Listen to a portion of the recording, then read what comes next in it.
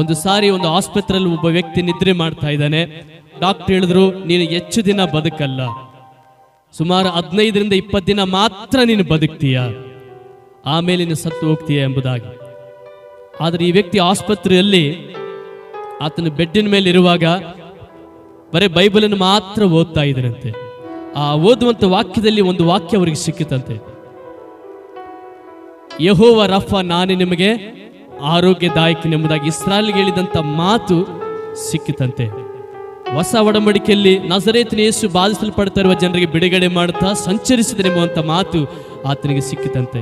ಎಲ್ಲ ಬೇನೆಗಳನ್ನ, ರೋಗಗಳನ್ನು ಎಲ್ಲವನ್ನ ಆತನು ಒತ್ತುಕೊಂಡನು ಅನ್ನುವಂತ ಮಾತು ಆತನಿಗೆ ಸಿಕ್ಕಿದಾಗ ಆ ವಾಕ್ಯವನ್ನು ಹಿಡಿದುಕೊಂಡು, ಈ ವಾಕ್ಯ ನನ್ನ ಜೀವಿತದಲ್ಲೂ ಕೂಡ ಕಾರ್ಯ ಮಾಡುತ್ತೆ, ನನ್ನನ್ನು ಕೂಡ ದೇವರು ಗುಣಪಡಿಸ್ತಾನೆ, ಅವರೆಲ್ಲರನ್ನ ಗುಣಪಡಿಸಿ ದೇವರು ನನ್ನನ್ನು ಕೂಡ ಗುಣಪಡಿಸ್ತಾನೆ ಎಂಬುದಾಗಿ ಹೇಳಿ ಆ ಮಾತನ್ನು ಹಿಡಿದುಕೊಂಡು, ಈ ಮಾತು ನನ್ನ ಜೀವನದಲ್ಲಿ ಕಾರ್ಯ ಮಾಡುತ್ತದೆ.